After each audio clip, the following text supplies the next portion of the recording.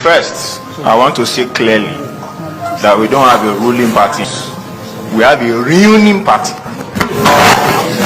They are destructive in their process, in their policies, in their approach, in their character, and in their manners. It's not only your LISEC officers that were APC members. The commissioners of LISEC and the chairman herself, they are APC members. We challenged them in some of the processes we had, and she said, well, you might have seen some of us have been carry member before, but now how do you change? Are you a child? That you are an adult suddenly because of the giving position, you forgot that you are APC member, and they have further ruined our democracy. I mean, not saying 2027. Why are we talking about 2027? Are we accepting this nonsense? We are not accepting it. We did not have an election on July 12, 2025. There was no election. It was a show of shame and a sham for Lagos State of all places. So why are we saying, oh, wait to 2027? This election will be cancelled. It is in the hands of Lagosians, we political party members that are here, to make sure that it's cancelled with all these irregularities. I heard that the IGP came into Lagos maybe the day before. I'm not sure. Probably the PRO can confirm. What did they do? So the IGP is so useless that he cannot allow election to be properly conducted. Same with the CP. What was their duty? You also, our police officers were sleeping and collecting bribe. We have videos. Somebody should be telling us, bring evidence. Videos are everywhere. Posters of our keeping some for court processes. They were practically useless, collecting money, sitting down, eating, drinking, and laughing, even protecting the thugs and the APC members that were making sure election was rigged. How do you do an election without accreditation? Your process was entirely manual, even for the registration. All right, do this manual process very well. No, there was no accreditation. There was double voting. People were giving ballot boxes, and they were just completing like madmen. That is the word that we use. These people have lost their mind, and they are hell bent on ruining our democracy. Even though we don't even have one, we are still managing to piece it together. The chairman of LISEC should be sacked, and the commissioners, Omombolale Ijile, sacked. It was a terrible process, and they planned to fail. It was not a mistake. It was not no, they planned to fail at the beginning. Allow political parties, adult people that are doing their work to go into a process, put all their strength, and you give them a nonsense process. How possible will APC win all the seats? As useless as those local government chairmen are and their councillors. Is that what they live in? But they differentialize everybody. What are we saying? The election should be cancelled. That woman should be sacked. My problem is that with the opposition, we need to wake up. Because I don't see, because at the point, they had to be invited to sign a peace power with the CP, in the CP office. Initially when they went there, they took their stand that they would not sign. But I was later surprised. I don't know what made them to later sign that peace part when they did not see the light of the day. Because Yoruba will say,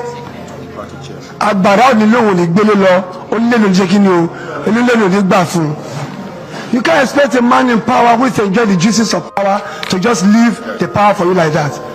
Why did they go ahead to sign that peace party?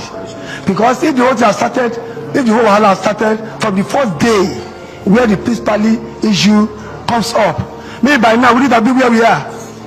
Number two, now you are taking a report from us, organizers, please.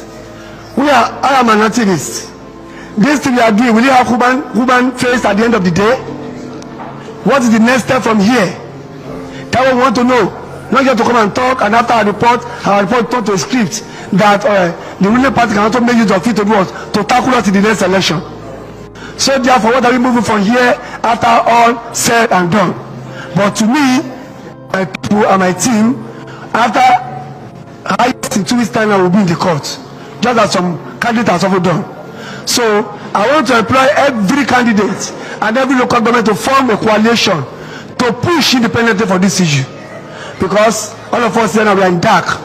We wouldn't know whether it is the ruling party that organized what we are doing here. For them to know, to study what we are doing, so that they know how to tackle us in 2027. Yes, because they have all their eyes everywhere. They are on top of media, they are on top of judiciary, they are on top of churches, they are on top of this thing. So the organizer should tell us the next step from here. If not after this, we may not come again. And if we discover tomorrow that our script or our contribution here is submitted to the ruling party, we will sue you.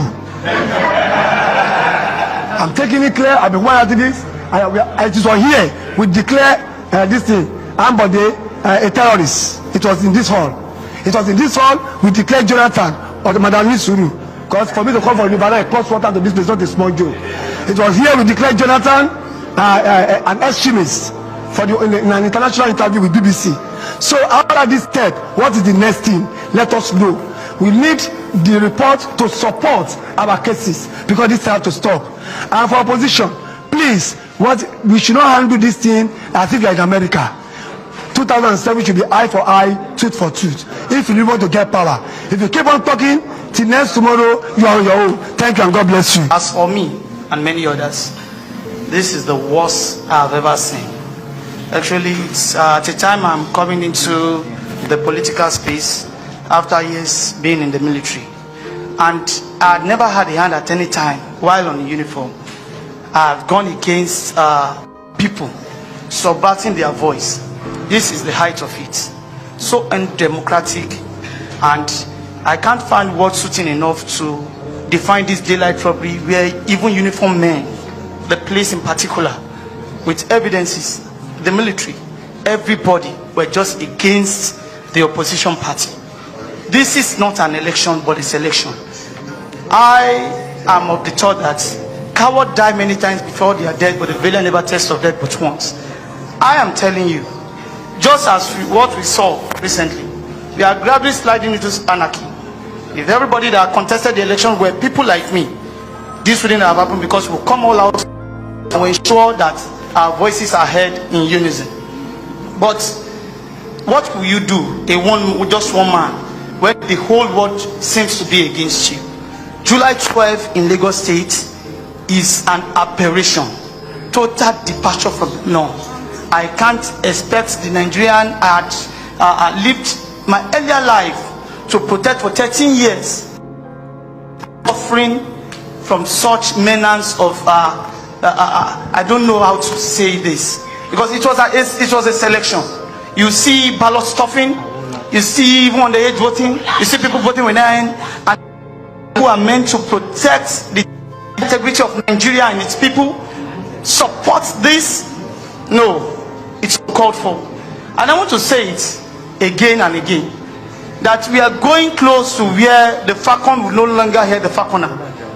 We are sliding into anarchy, and that is just it. Because there will be at a time the people will be pushed to the wall and there's nothing we could do.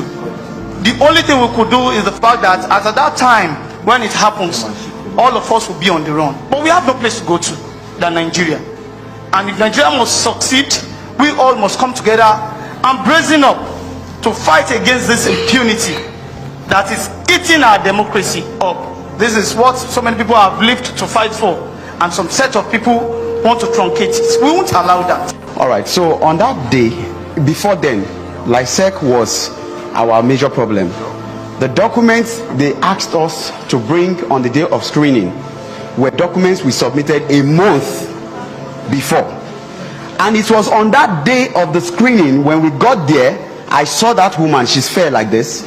That was when she came out with an A4 document and said, everybody should come with original documents of all your... I was like, madam, what do you mean? And she ran back inside.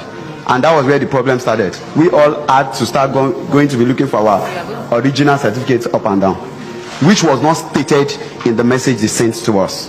Now, fast forward to the day of election. All right, one of the polling units, my polling unit agents called me and said, there is a woman here monitoring people voting, what party people are voting for. So I went down there and I met the woman gallantly seated close to the cubicle, and I went straight to the LISEC officials and I asked them, I said, please, I just want to ask you a question.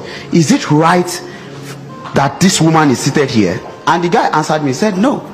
I said, no. And what have you done about it? He said, we've been telling her, but she's not. And I told them, I said, I once worked as a presiding officer. This would never have happened in my polling units. And I told the woman, in a respectful way, I respected her, and I told her, madam, can you please move? And we started having that till I believe you have finished watching the video.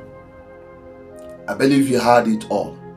What you just watched is the main reason why they don't want to sign electoral reform into law. Why they are beating about the bush over the electoral reform.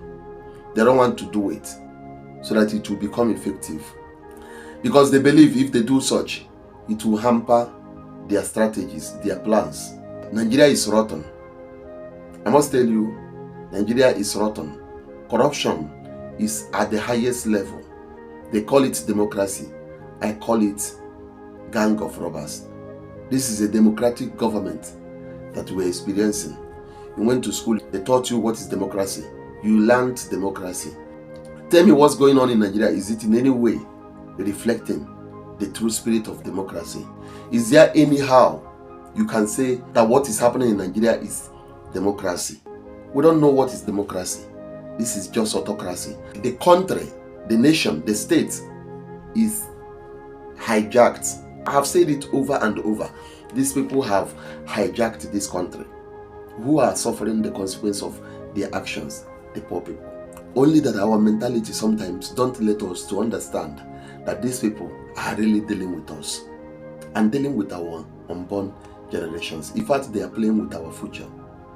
I don't know what to say, but I must tell you, it's terrible, it's bad. This is not democracy. Corruption in Nigeria is faster than the speed of light. It's moving faster. It's not, the more you think, the more you talk, the more it grows. It does not change. It does not ameliorate. It does not reduce. It keeps on expanding. New levels of corruption every day. No wonder there is high level of criminalities in Nigeria, because people will tell you that their goodness does not count. Being a good citizen of the country does not add any value. So many choose to engage in crime, criminality, just to make a living, just to survive, because they believe that goodness does not pay. I have to raise my case here. Thank you so much, and God bless you. Please do not forget to share the video for other people to see it. And if it is your first time coming across my videos, I plead with you to follow my page and subscribe. God bless.